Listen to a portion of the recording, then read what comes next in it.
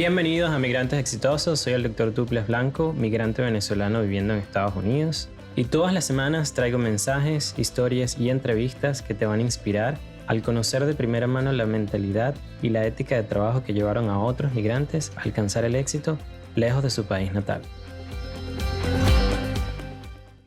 Juan Fernández, venezolano, inversionista de @FinanceVenezuela en Instagram.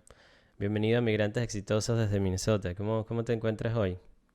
Muy bien, agradecido por la invitación y bueno, espero compartir algunas ideas y algunas experiencias que he vivido en esta trayectoria de mi vida personal y carrera.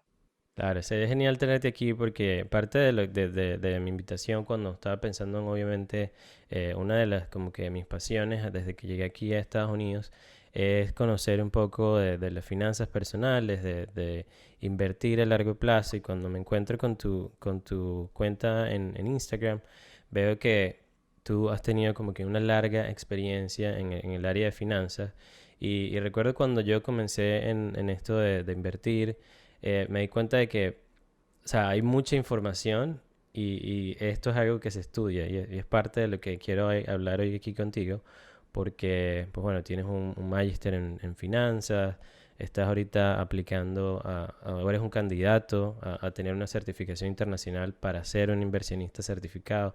Entonces, quería como que traer eso acá al podcast para que las personas que están en Latinoamérica y que nos escuchan sepan que hay personas como tú que tienen muchísimo tiempo estudiando el mercado y que tienen que saber dónde van a buscar ayuda para poder invertir su dinero y por eso te doy las gracias por estar hoy acá conmigo y que bueno, comencemos un poquito con tu historia, cómo fue que llegaste acá a los Estados Unidos.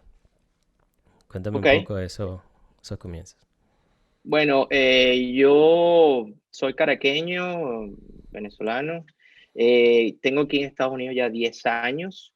Y bueno, todo comenzó en el mundo financiero en Caracas, eh, cuando estaba en la universidad, estudié administración de empresas en una universidad en Caracas que se llama la Universidad Santa María.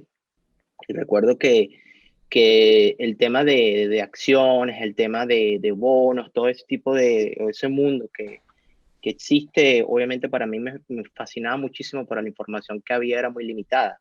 Hasta que conocí a un profesor en la universidad que él como que me abrió un poquito más los ojos, conocí a otra persona también del un instituto que se llama el IESA, que me recomendó algunos libros de Jack Swagger. Y bueno, yo creo que por ahí empezó todo. También conocí a un amigo que vivía en ese momento en Londres, que fue unas vacaciones en diciembre a Venezuela y fue uno de esos primeros que me habló del mercado Forex. En aquel momento, el mercado Forex en Venezuela era como hablar de un americano aquí del Hayaca, ¿no? O sea, un tema completamente desconocido, no había mucha información.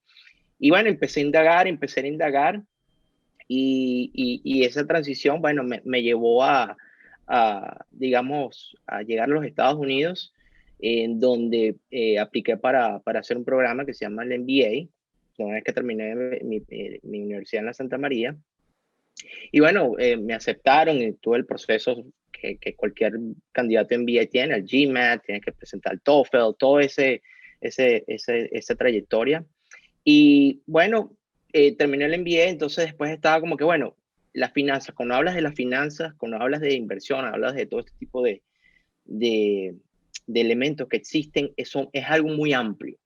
Entonces, yo pienso de que buscar esa personalidad, que es lo que a ti te llama más la atención, es algo que lo vas desarrollando durante el tiempo. Eso no va a ocurrirte en un mes o en 2 meses, sino hay unos mercados que te van a llamar más la atención y ese es el que encuentres, el que defines, es ese precisamente el que debes dedicarte y especializarte, porque esa especialización en el largo plazo tiene un valor agregado que la gente va a identificarte con eso, ¿no? Pero si digamos, al principio empieza a brincar de un lado para el otro, que es normal. Yo creo que eso Sí, es le pasa a que cualquiera. es un tema que consigues de muchísima información en todos lados. Es como, invierto en qué, en dinero, en foreign, como que en lo que es Forex, invierto en acá en stocks. Es como que, por dónde comienzo?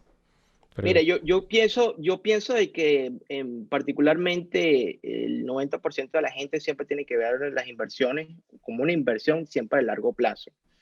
Ya cuando tú lo ves desde el punto de vista que ya le dedicas más tiempo, empiezas a analizar, eh, o digamos, estás buscando una certificación de un CFA o estás buscando una certificación de un CMT, ya la perspectiva te cambia porque ya es una profesión, ya no es simplemente lo que se llama el un buy and hobby. hold, exacto, de algo que se transforma de un hobby a una carrera, que es como yo lo veo, ¿no? Y yo te digo, todos los días estoy aprendiendo algo nuevo. Yo pienso de que, o por lo menos uno de mis mentores, que es Ralph Acampora, que es una persona que tiene 52 años viendo mercados, imagínate la cantidad de horas que le ha dedicado a él y todavía sigue siendo. Yo creo que cuando entiendes eso, o cuando yo hablo con él, yo tengo conversaciones con él una vez al mes, tengo ese privilegio. Este año, por lo que ha pasado, han sido conversaciones virtuales, pero el año pasado eran conversaciones presenciales, y él siempre me ha inculcado eso, ¿no? No importa la estrategia que tengas, pero la mayoría de tu dinero siempre tiene que estar ubicado hacia largo plazo, porque tú no sabes lo que va a pasar mañana, tú no sabes lo que va a pasar en 2 meses o en 3 meses. Sí, lo que sí puedes estar seguro es que va a haber un crecimiento, y si ese crecimiento va acompañado con estar del lado correcto de la balanza, obviamente vas a tener beneficios, si lo ves desde ese punto de vista, ¿no? Claro. Entonces, yo pienso, en mi caso, yo siempre entendí que cuando empecé a leer un poco de Warren Buffett, Peter Lynch, de los grandes, de cómo ellos, digamos, no descubrieron el Holy Grail, ¿cómo sería eso en español? Holy Eh, Grail, el Santo Grial. sí, el Santo Grial, exacto, a veces culpa ahí que, No, no te preocupes. eh, este, no existe eso, sino existe siempre ese patrón que hay, que todos los inversionistas lo tienen, que es ver las cosas siempre a largo plazo. Hay cosas ya un poco más técnicas, que es ver una estrategia de corto plazo, y eso yo se lo recomiendo nada más a alguien que simplemente le dedique el tiempo, que saque certificaciones como las que te mencioné anteriormente, y que pueda de alguna forma entender cómo eso se mueve. Pero eso obviamente trae sus pros y sus contras, ¿no? Claro. Que yo se los recomiendo a las personas que tengan esa pasión de ver esto como una carrera, no que hagan esto, que hagan forex, que hagan opciones o que hagan day trading, swing trading y a los 2 meses digan, perdí dinero, esto no es lo mío, típico que pasa, ¿no? Sí, eso Eh, fue justo y bueno que toques ese tema porque cuando estaba viendo obviamente tu perfil, yo me di cuenta y te lo mencionaba anteriormente de que Juan tiene coherencia en todo lo que ha venido estudiando y es la persona que mejor me puede hablar de esto para diferenciar esas dos cosas porque me doy cuenta y es bastante triste de que muchas personas cuando se mudan a otro país, y parte de que obviamente los que me escuchan son migrantes, se encuentran con estas cuentas no solo en Instagram, sino en WhatsApp, que le venden de, estoy haciendo Forex, vamos a hacer esto, invierte tu dinero y multiplícalo en 30 segundos por 500%, ¿sabes? Entonces, me gusta que hayas tocado ese tema porque obviamente, pues bueno, y lo mencionaba anteriormente, hay gente como tú que estudia esto y ahí voy cuando quisiera preguntarte, ¿cuándo fue ese momento en el que tú dijiste, ok, esto me gusta, voy a tomar esto como una carrera y voy a comenzar a hacer todas estas certificaciones que tú estás haciendo ahorita? bueno, lo primero que me di cuenta, no la estrategia de largo plazo, porque la estrategia de largo plazo es aburrida, es simplemente, sinceramente, a las personas, la cultura que hay aquí en Estados Unidos, para diferenciar eso antes de responder esa pregunta, la cultura que hay en Estados Unidos es muy distinta a lo que nosotros tenemos en Latinoamérica. Una persona aquí promedio, cuando se gradúa de la universidad de 25 años, ya le abran un fondo de retiro, que es lo que se llama el 401k, y la persona no necesita saber de stock, no necesita nada porque hay un gestor de fondo, en un pension fund o algo súper muy atado que esa empresa obviamente negocia, y puede retirarse a los 65 años y componer unas porciones mínimas. La persona se va a retirar con una cuenta que en promedio supera el $1.000.000. Sí, lo hace constantemente Pensándolo, la inversión. se lo hace, claro, porque es que eso, pensándole a una persona que hace una inversión, por ejemplo, de una contribución de $100 promedio, desde la edad de 25 hasta la edad de los 65, ¿no? Sin saber nada absolutamente de los mercados y nada. Y eso suena aburrido porque es simplemente unas deducciones de tu paycheck que van a ir a esa cuenta y las puedes deducir de impuestos, etcétera, un poco más complejo para no irme en ese tema, pero ese acceso lo tienen los americanos, nosotros no. Nosotros, digamos, de donde nosotros venimos es que si tienes algo de cash excedente, compra un real estate, alquílalo, compra el segundo, etcétera. No hay una cultura de acciones, de otras oportunidades, ¿no? Que yo creo que eso es lo más importante, es la diversificación.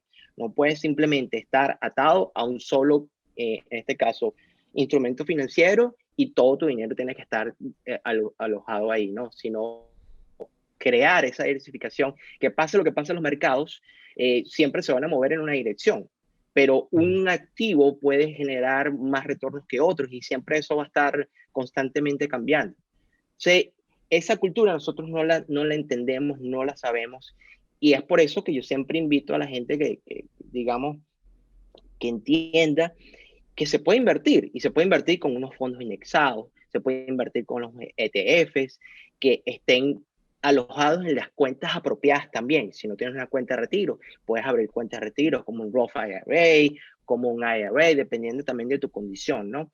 Eso es viable y yo creo que es lo más fácil que hay. Ahora, Ok. ya al punto de vista como ya yo lo veo, ya yo sí estoy pensando en la creación de un fondo propio mío que ya tenga otro tipo digamos, de enfoque, porque ya no solamente es el largo plazo, sino el corto plazo también. Porque al mayor riesgo, obviamente hay mayor retorno. Entonces, si tú, obviamente, enfocas eso y lo entiendes bien, ya en mi caso, en mi fondo, es un fondo que va a trabajar con algoritmos. Voy a trabajar con quants. O sea, no me quiero complicar a la gente con este tema, pero ya eso requiere de otro tipo digamos, de experticia, de conocimiento, de muchas otras cosas que de repente al promedio, no, de repente eso no le interesa, sino más bien es tener esos fondos y que eso se vaya acumulando con el interés compuesto, que no retira lo menos posible para que el interés compuesto obviamente haga su función y en el periodo de 25 a 30 años, cuando vayas a ver, oye, tengas una considerable, digamos, ganancia importante que digas, guay, yo no sabía. Y de hecho, te voy a decir una estadística muy importante que lo hizo con un broker que se llamaba Fidelity, para no mencionar otros, pero ellos dijeron que las mejores cuentas de individuos que habían tenido son gente que tenía cuentas y que se le olvidó que esa cuenta existía, porque como nunca Wow. retiraron, entonces eso se fue como los dividendos se pagan sobre los mismos, porque obviamente tenían unos tipos de fondos que pagaban dividendos semestrales, anuales, etcétera, trimestrales, dependiendo del tipo de fondo que tengas. Y eso es lo que te dice, que a largo plazo, si lo ves desde ese punto de vista, obviamente yo creo que es el enfoque que deberíamos tener todos, pues. Claro, sí, ahí voy a mi ejemplo que cuando yo me mudé acá a Estados Unidos, obviamente me enfoqué como que en crear mi crédito, porque supuestamente si no tienes un buen crédito es más difícil para ti obtener que si un carro, todo es más caro, los impuestos son más Ujú. caros, el porcentaje que vas a pagar es más caro. Y me enfoqué en eso primero, luego quedó un poco extra dinero y ahí es cuando paso ya a invertir, ¿no? Me consigo con varios, pues bueno, robo-advisors, con información en internet. Y me di cuenta de que el tipo de persona que yo soy es un hand-off eh, inversionista. O sea, que me gusta es obviamente invertir, colocar el dinero, que lo retiren de mi paycheck y que eso vaya directamente a la cuenta para que se vaya a invertir. Entonces, obviamente es parte de lo que quería como que preguntarte a ti, como que qué recomendaciones como que podrías tú darle a las personas que quieran invertir y que sean como que hacerlo así como yo de no hand off disculpa, de hand off, de no estar tocando su dinero todo el tiempo, sino solo dejarlo allí. Claro. Mira, en el mundo de las finanzas existen dos grandes categorías, ¿no? Uno, lo que son los inversionistas y otro, lo que son los especuladores. El tema que yo creo que se ha, digamos, manipulado mucho, que se vende muchísimo, es el tema de los que manipulan, o sea, los especuladores, pues. especuladores que ven las cosas al corto plazo. Entonces, que vas a estar detrás de tu computadora y vas a generar super ganancias y vas a ser más grande que Peter Lynch, Buffett y todos ellos, ¿no? Hay, digamos, en mi opinión muy personal, más contras que pros en ese enfoque. ¿Por qué? Porque no es fácil. Hay una, y se las recomiendo a todos, hay una teoría que se llama la teoría de los mercados eficientes y la recomiendo a cualquiera que la lea, que la estudie muy bien. Y esa teoría simple, hay como varias etapas o diferentes tipos de análisis que se puede hacer, pero lo que te dice la teoría es eso de que tú, un inversionista promedio, batir el mercado no es algo sencillo.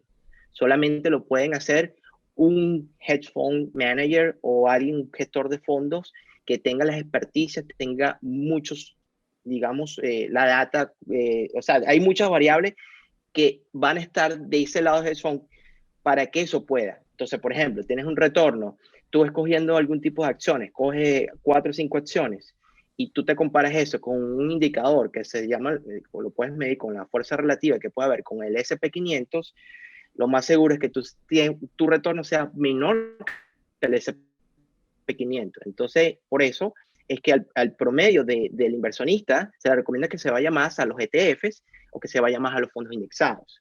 ¿Por qué? ¿Cuál es el fondo indexado, digamos, o el ETF que todo el mundo conoce, el que se llama el SPDR, que es el SP500, que es el derivado?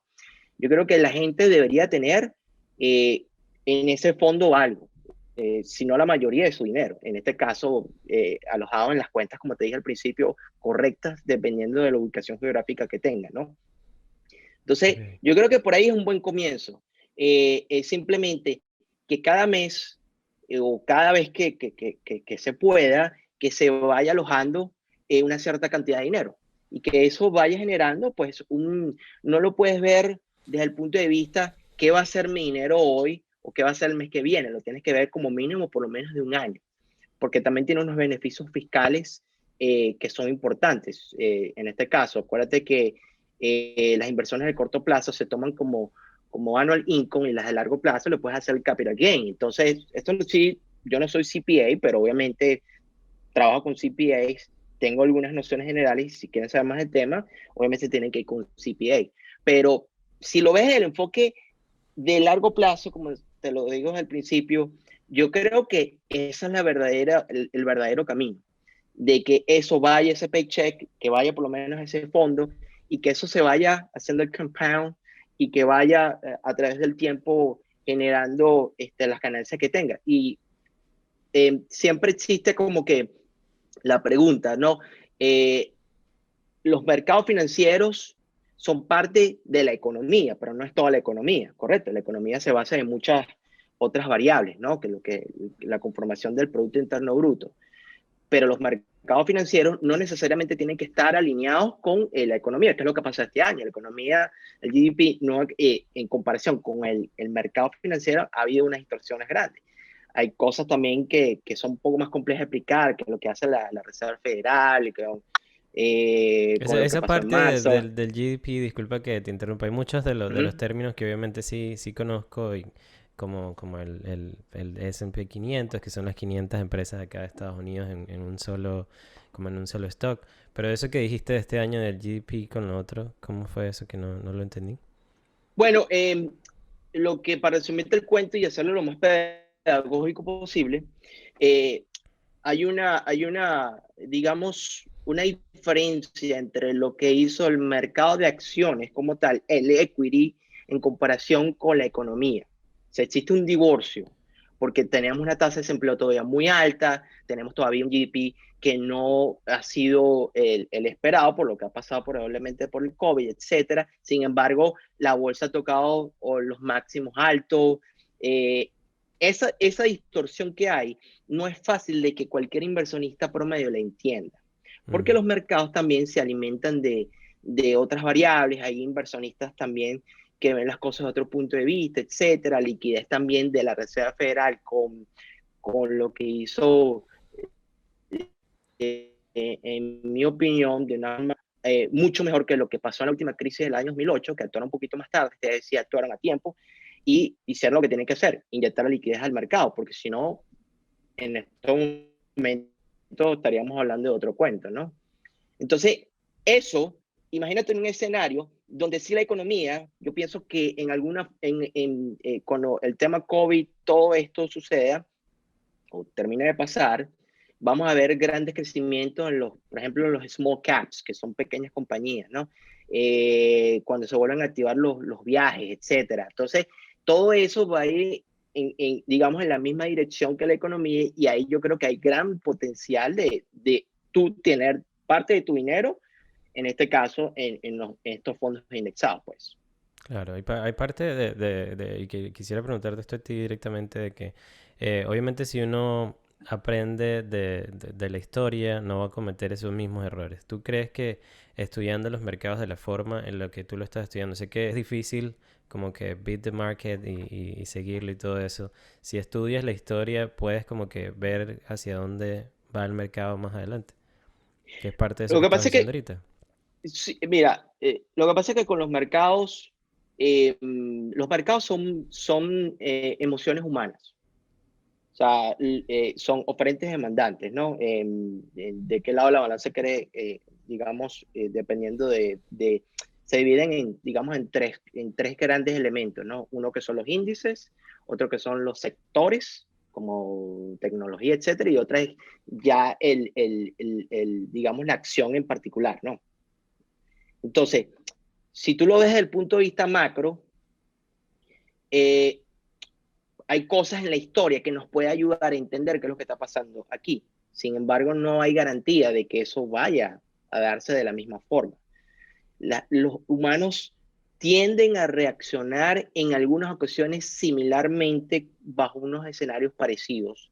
Por eso que nosotros estudiamos mucho lo que son los patrones. Los patrones igual tienen fallas a nivel más técnico de tomar una acción cuando hace un soporte de resistencia. Quizá no me quiero ir tan en el detalle contigo hoy aquí en esto, pero nosotros estudiamos mucho eso y en algunas ocasiones, bajo una probabilidad, tener un sistema de trading con una probabilidad matemática positiva te puede ayudar a tener eficiencia en esos trades que haces.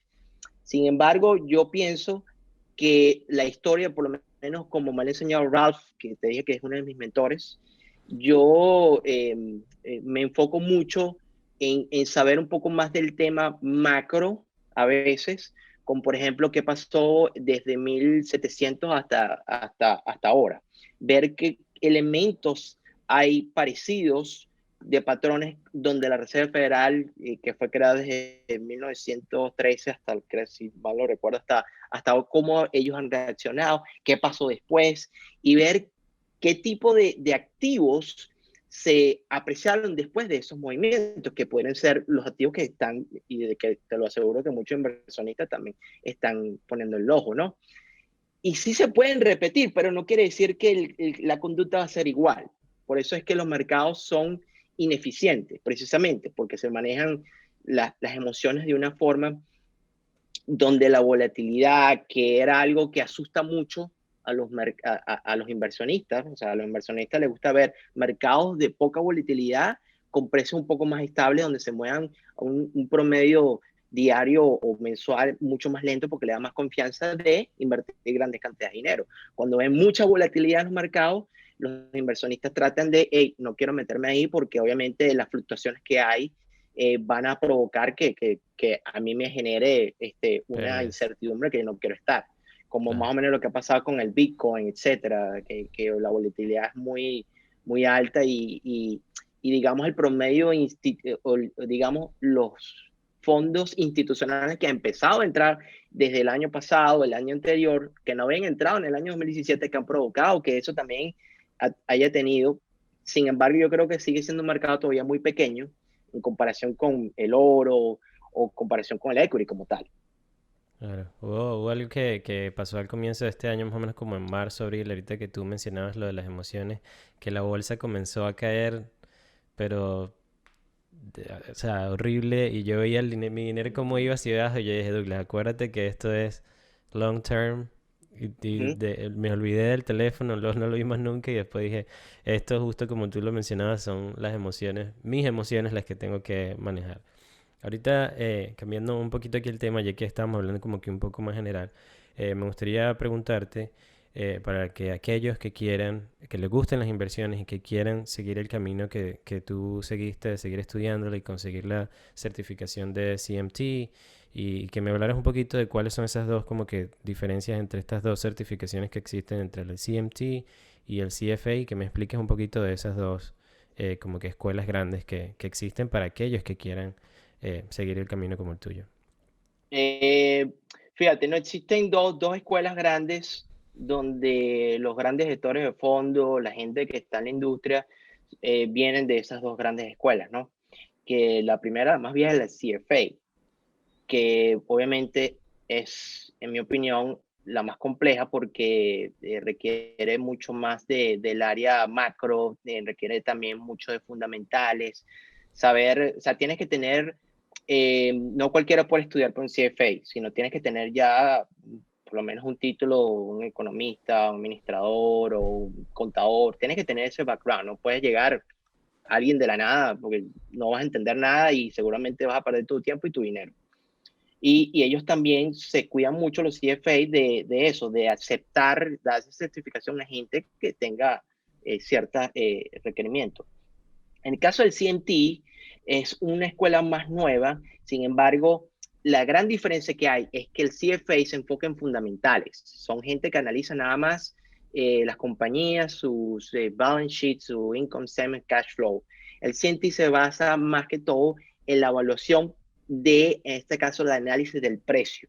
¿Qué te está diciendo el precio? ¿Qué proyecciones puede tener el precio? Entonces, el CFA tiene mayor peso para el área institucional porque tú, cuando te vas a sentar con un cliente a decirle, este es mi fondo, lo opero de esta forma, es más fácil explicarle a un cliente de una forma fundamental que decirle, yo pienso que el precio, estas son mis proyecciones, no sé si me explico. O Sí. sea, es mucho más pedagógica y es mucho más válida. Sin embargo, el CMT, yo tengo uno de mis mentores también, que se llama Craig Johnson, él tiene las dos certificaciones. Él tiene la CFA y tiene la CMT. Y él me dijo en simples palabras esto que te voy a decir. El CFA me dio el trabajo en la industria y el CMT me mantuvo en el trabajo. Yo creo que si tú me preguntas a mí cuál sería el escenario ideal, serían tener las dos certificaciones. ¿Cuánto tiempo te va a llevar? Mira, yo calculo que como mínimo 5 años. ¿Por qué? Porque son 3 exámenes muy difíciles. Es probable que más de uno de esos no lo vayas a probar en primera instancia, sino que te los tengan que repetir, etcétera. Y los dos tienen tres Sí, exámenes y tres ¿qué exámenes. significa CFA? Sé que Eh, CMT es Chartered Market Charter Technician y... Marketing Agent, el CFA es un Financial Advisor, Charter Financial Advisor, Oh, ok, si mal ok. no recuerdo, ¿no? Perfect, ok. Yo no soy CFA, de Ujú. hecho, yo hice un MBA que tiene similitudes con el CFA y podría ser equivalente, ¿no? En algunas materias, algunas cosas, ¿no? Sin embargo, como te digo, en el caso de Latinoamérica, CMTs venezolanos nada más registrados y que estén dentro, porque son otros que tienen su directorio. Si alguien te dice a ti, yo soy un CFA y un CMC, tú agarras el nombre, el apellido, y lo buscas en el directorio y de ahí no hay para dónde agarrar. Si está ahí, es Es, porque si no, te está claro. mintiendo.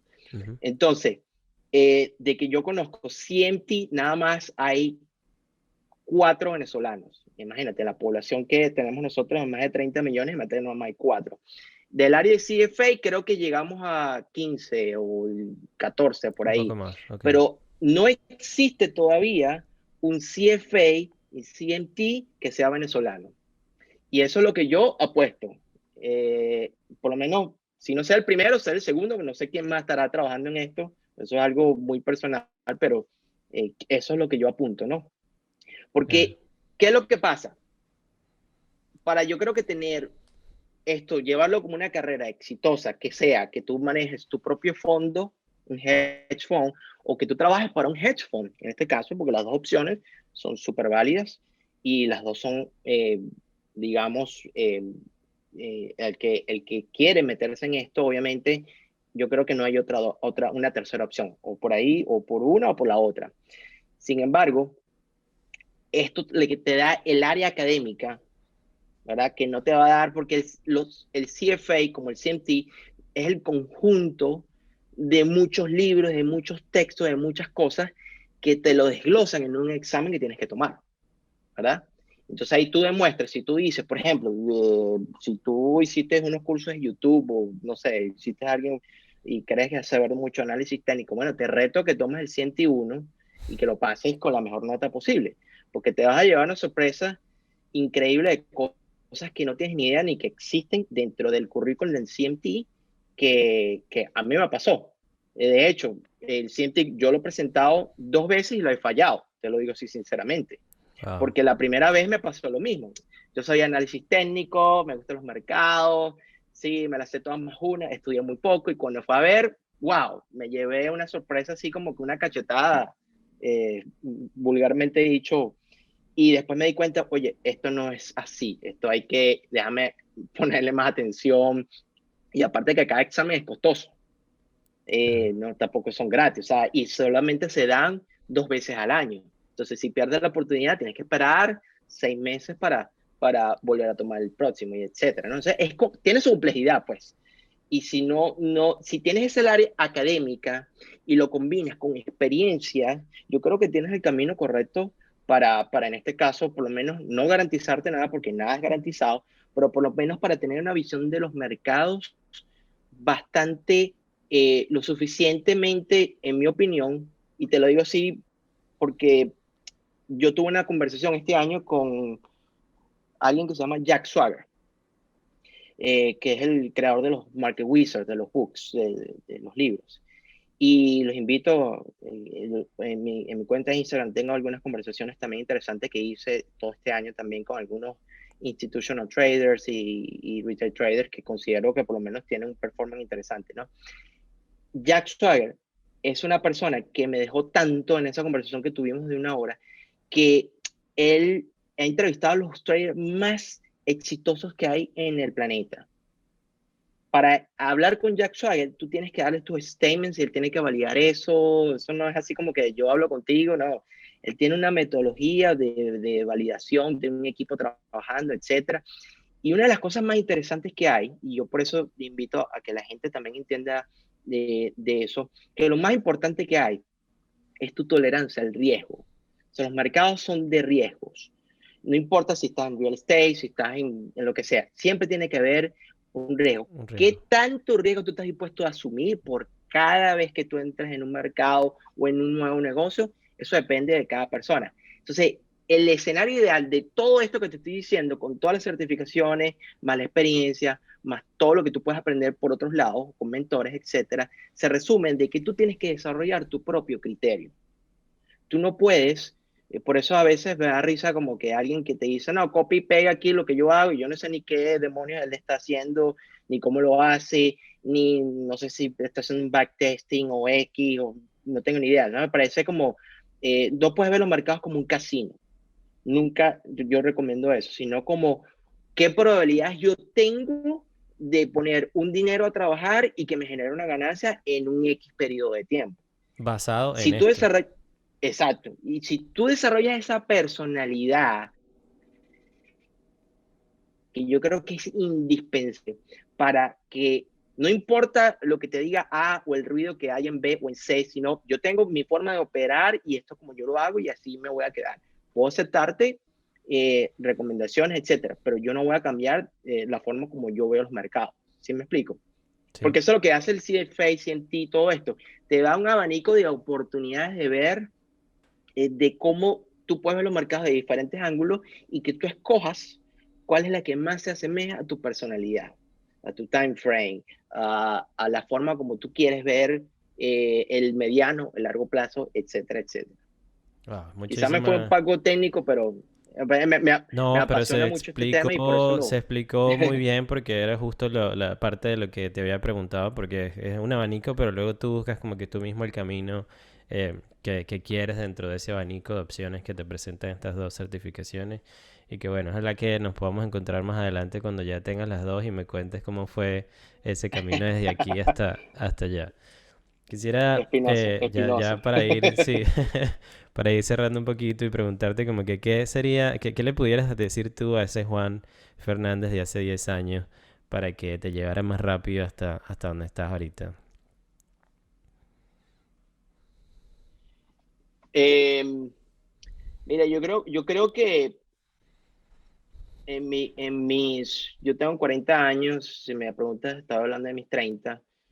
Yo creo que el hábito de la lectura es imprescindible en esto y quizás en ese momento de mi vida no tenía ese hábito tan desarrollado como lo tengo ahora y yo creo que enfocaría más en eso, ¿no? En ver más lecturas, más libros de calidad, más enfoque en ese aspecto que quizás hubiese acelerado más este camino que, como te digo, es un camino de largo plazo, no se puede nunca medir en el corto plazo.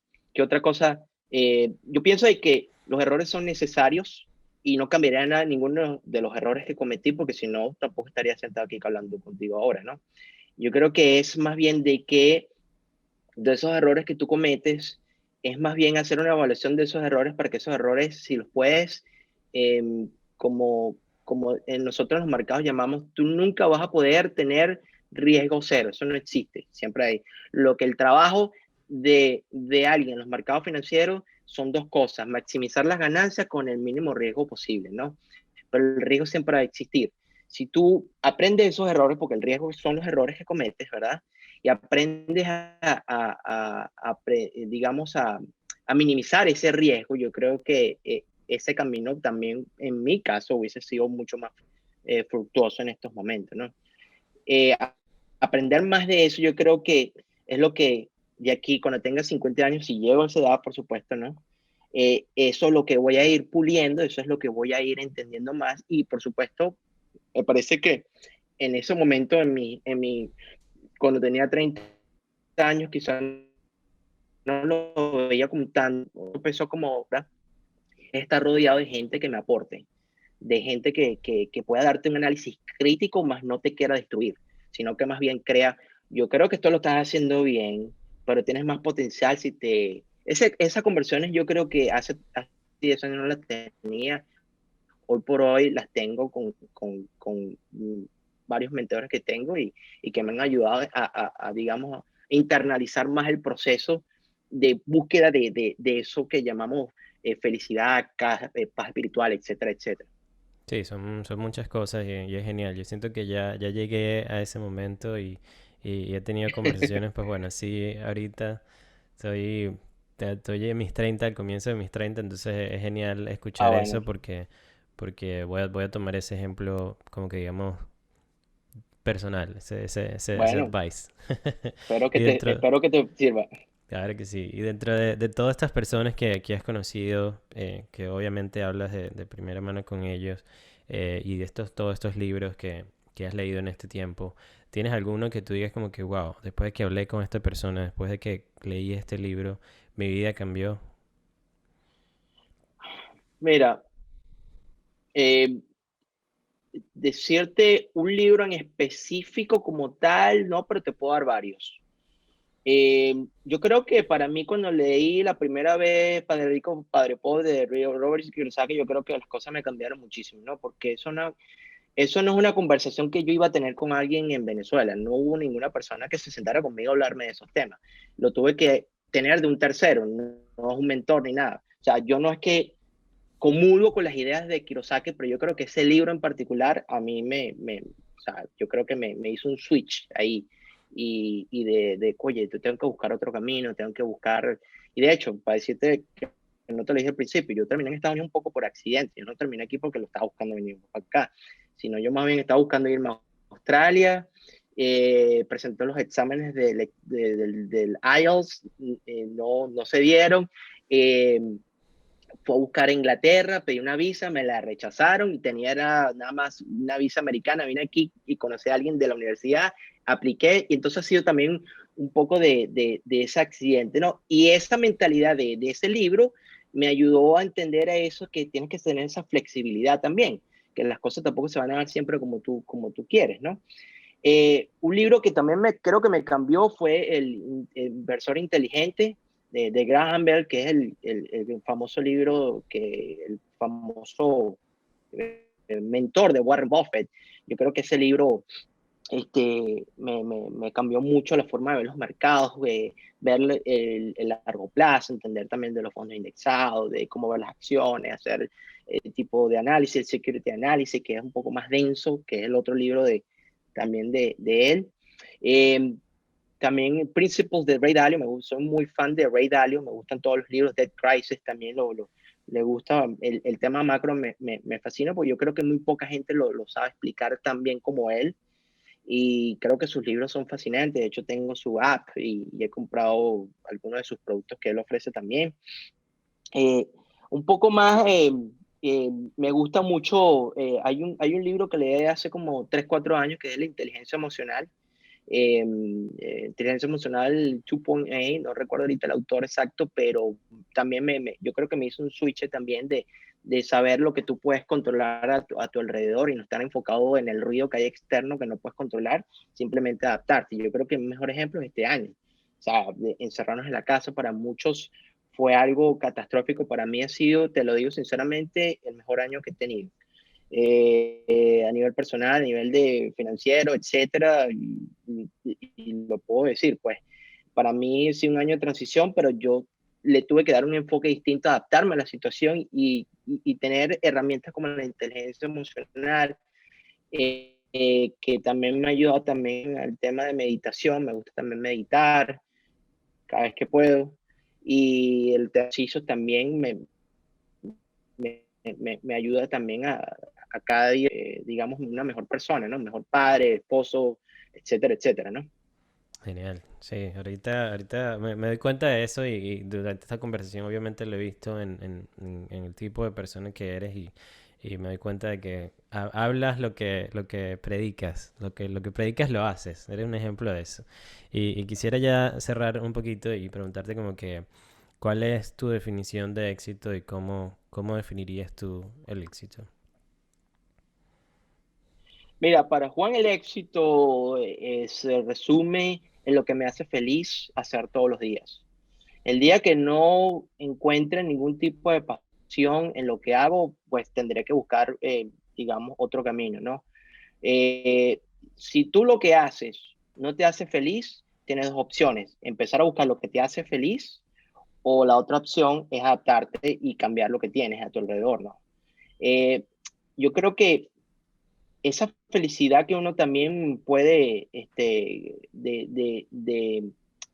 de motivarte todos los días, a mí por lo menos particularmente me lo genera los mercados están cambiando todos los días, hay nuevas cosas que están pasando y hay nuevas tecnologías, hay muchas variables que a mí me llaman mucho la atención de trabajarlas, de estudiarlas, de analizarlas, de pensarlas. Y ese monstruo que hay, obviamente, que tiene muchas cabezas, a mí me hace feliz entenderlo, a veces, y la mayoría del tiempo, y te lo digo, me equivoco muchísimo, ¿verdad?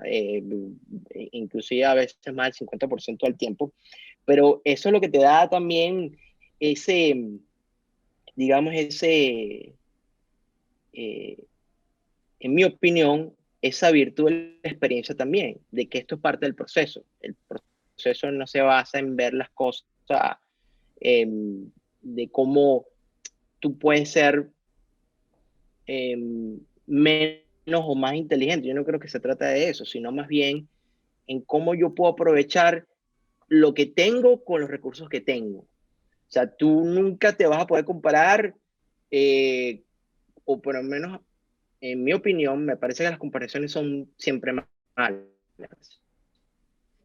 Tienes toda la razón, sí. Sino esto es lo que, y en algún momento en algún momento te voy a poner un ejemplo, en algún momento me tocó hacer de Uber, pero yo estaba estudiando los mercados financieros. Entonces, ¿qué es lo que yo hacía hacer para dar un excedente? Entonces, yo estudiaba acciones y estudiaba algunas cosas. Entonces, en algún momento, cuando hacía el Uber, los pasajeros, en su mayoría americanos, les decía: yo estoy estudiando esto, y les daba 3 4 acciones, y les daba como que aquellos tips. Y los tipos, en muchas ocasiones, me daban buenos tips y me escribían cosas, y en el review que te hacen, bueno, veremos a ver dónde va. Entonces, yo no dejaba de pensar, yo quiero en algún momento dejar de hacer Uber, pero me lo disfrutaba Claro. porque le encontraba un sentido a lo que estaba haciendo, sin importar de que eso me llamara la atención. No, obviamente hay gente que le fascina el Uber, yo lo estoy haciendo porque era un medio de ingreso nada más, pero le buscaba cómo yo puedo darle la vuelta a esto para En algo que que tú quieres. en algo que a mí me apasiona, que eran los mercados financieros, y muchos de estos americanos, inclusive me dio un caso curioso que un pasajero lo tuve como 2 semanas después en el mismo, o sea, como que se volvió a montar en mi mismo carro, y oye, esa acción que me dije, háblame más de eso. Entonces ya como que me veía no como el Uber driver, sino ya, oye, este tipo como que sabe de algo que de repente no cualquiera, y eres el primer Uber driver que me habla de este tema. Y eso me llevó también a interactuar de una forma distinta con el típico americano que uno, sabes, uno como latino tampoco no sabes que a veces que hablar, ¿no? Y yo, bueno, vamos a hablar de este tema y estudiaba, entonces me tenía en mi Uber el notebooks de las cosas de las acciones, entonces me paraba en un momento, escuchaba el mercado, qué estaba pasando, qué pasaba con acción A, B, etcétera, etcétera. Entonces, eso, ¿cómo haces tu vida más placentera independientemente de lo que estés haciendo, ¿no? Si lo quieres, por supuesto, llevar o medirlo siempre en el largo plazo. Claro. Es importante, creo que parte de la conclusión que queda de este episodio es de que hay que pensar toda nuestra vida siempre a largo plazo para conseguir lo que queremos. Gracias, Juan, de verdad que te doy las gracias por haber estado hoy aquí conmigo. Muchísimo aprendizaje el día de hoy, así que de verdad súper encantado de haberte tenido hoy acá en Migrantes Exitosos. Bueno, no, gracias por la invitación y bueno, esperemos repetirla en cualquier otro momento. En un futuro, cuando ya tengan las dos certificaciones. Sí, sí, sí, Gracias. la hormona.